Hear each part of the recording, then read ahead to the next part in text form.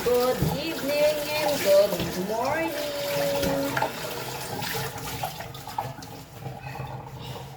Hugas ako ng bote.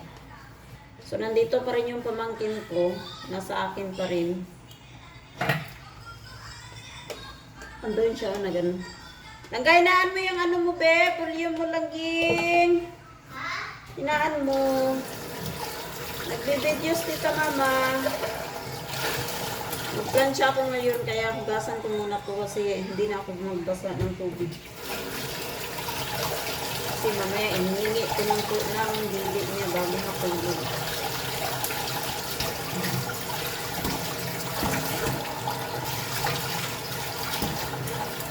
Galing kami kanina sa labas, nagpabili ko ng pizza. Tapos, dumaan ako ng Mercury. Yes. Nge. Ayun o, yun siya. Hi ka, sabit yung tita mama lang, di. Hi ikaw. Mag-hi ikaw. Wala akong kamay dito. So, ganyan lang yun siya. Kahit andito siya, ano lang yun siya, nanonood ng cellphone. Mami, wala akong kamay. Tapos, pag pupunta ako sa taas, yan, sumasama yan sa akin. Ay! Eh? Diba? Ganun ba siya? Mabait talaga tong batang ito. Hindi siya yung katulad sa iba ba na maligalig. Yan, ano lang yan siya. Pag may laruan siya, naglalaro siya. Pag si cellphone, ganun. So, kaya yung mga laruan na pinabilihan niya sa akin, nagagamit niya naman kasi kahit mag-isa lang siya, naglalaro siya. Tapos, napaka-ano tong batang ito, sa murang edad niya guys, is napaka-ano niya, understanding. Pag sinasabi niyang namimiss na niya mama niya, at saka mga kapatid niya, dada niya, pag sinasabi ko, pag okay na dada mo, pag makalabas na, saka ka na umuwi kasi walang magbantay sa iyo doon. Ang sagot lang niya sa akin, okay. Diba? Ganun siya ka-ano. Pag nagluluto naman ako, dyan lang yan siya. Doon lang yan siya sa upuan. Parang siya na nga yung may-ari ng upuan eh. O kaya dito, nilalagyan ko dito ng upuan. Habang nagsiselfone siya, nakaabang siya sa akin. Or kapag naglilinis naman ako sa taas, andoon lang din siya, upo lang din, ano sa akin, naghihintay habang may ginagawa ako. Yun nga lang, tanong siya ng tanong, tapos ka na sa work mo, tita mami, ganun siya. Tapos minsan, pag may pinapabili siya, pag sinasabi ko wala tayong money, saka na lang, pag may sahod na si tita mami. Sasabihin niya lang yan sa akin, okay, nag-work ka na tita mami para may money na tayo, ganun siya. Super bait talaga itong batang ito, wala ako talaga problema sa ano niya, sa galit niya. Kanina pa siya nag-iaya na ako ng kwarto, sabi ko, magplansya muna ako. Sagot lang niya sa akin, okay. Sabi ko, diyan ka muna upo. Diba? Ganun siya ka-ano. Ano yan sila eh, yung halos pareho, pero lang doon sa pangalawa. Malikot talaga yun. Lahat ng makikita. Ginagalaw niya.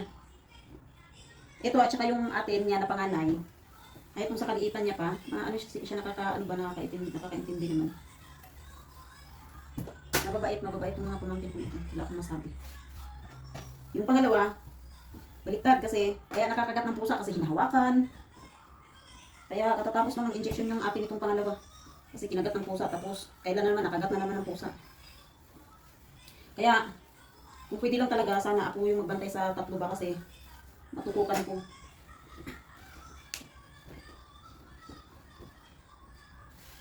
Kaya yung kapatid ko, yung nanay nito, walang ano sa akin kapag nandito kasi alam kasi niya na hindi ako pabaya sa mga bata ba.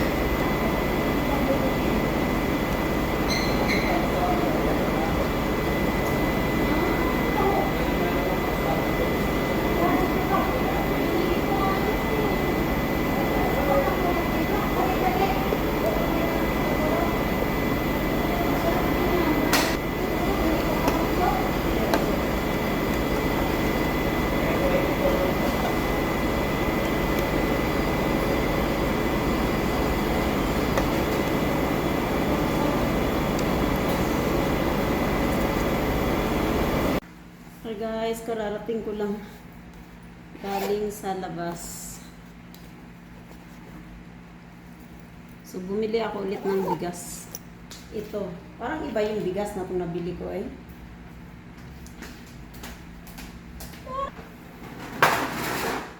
Yung pa ako napakasakit. Nasugatan ako kasi kaninang umaga nagbukas ako ng gate.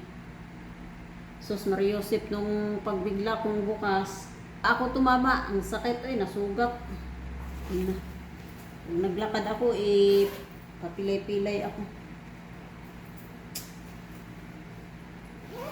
So mamaya wala pa yung alaga ko, mamaya pa mga alas 10 darating yun. So ngayon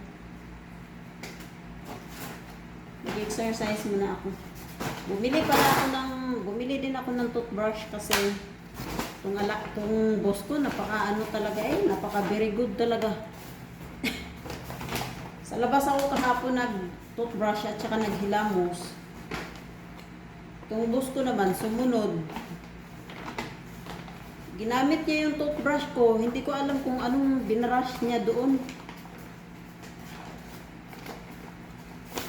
Tinapon ko na lang. Alam naman niyang ka talaga eh. Alam niyang sabon ko at saka na nandoon, ginamit ba naman niya. Nakabili tuloy ako ng wala sa oras. Parang nagpapahiwatig yata na palitan mo na tong toothbrush mo. Yun, ginamit ba naman niya doon sa iwan ko ano yung binabrush niya, ba't nanip ang itim yung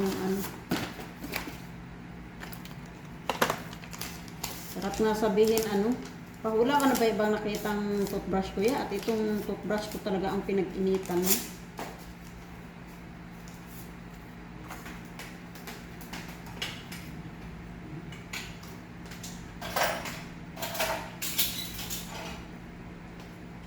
Ayaw ko nang mag-dinner kasi grabe ang dami ko nakain eh. Bunchon ako. Kumain ako sa bunchon.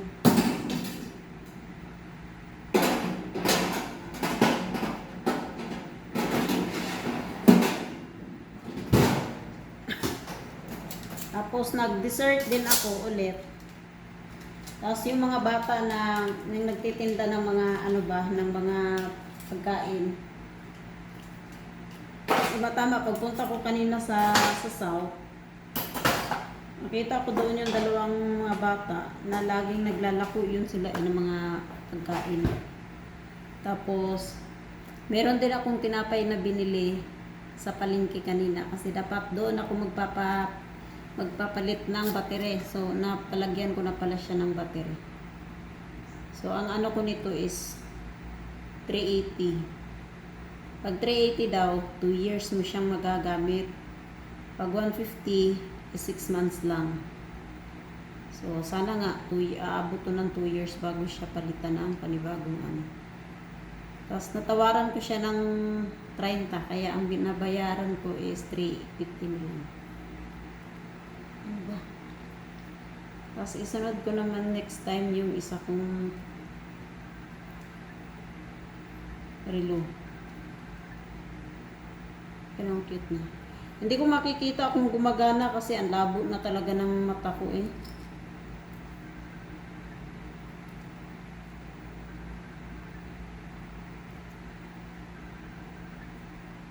Cellphone pa more.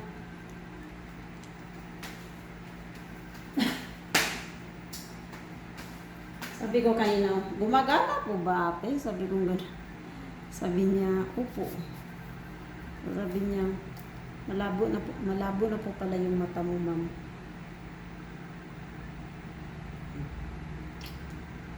I love it. May relo naman akong gamitin kasi ako kapag lumalabas ako, wala talaga akong relong ginagamit talaga. So at least now ngayon meron na.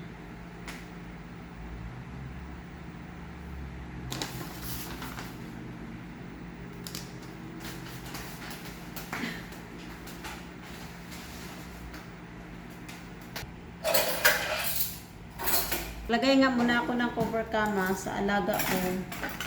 Kasi parating siya mamaya mga 10 or 11 ata ang dating ng batang yun. Tapos, mag-exercise ako para lahat ng mga kinakain ko is bababa naman, matanggal naman. Kasi grabe, busog na busog talaga ako eh.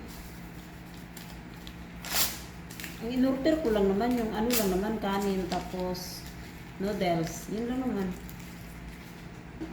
Tapos, isang fried chicken. Busog ako. Kaya hindi na ako uminom, tapos dagdagan pa ng dessert. Tapos talaga ang diet ni Loray.